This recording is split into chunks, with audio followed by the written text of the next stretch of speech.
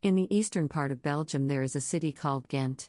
Ghent is in the province of East Flanders, a region with Dutch as the official language. Ghent is about an hour by car from Brussels, the capital of Belgium. And it's the second largest city in Belgium. Ghent is an ancient city. Its foundation can probably be traced back to the 7th century. This becomes evident when you walk through the city and take a look at the many medieval buildings that still characterize the city today.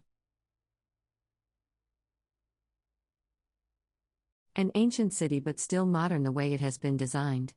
It is amazing. The combination of antiquity and modernity that gives the city of Ghent an artistic touch.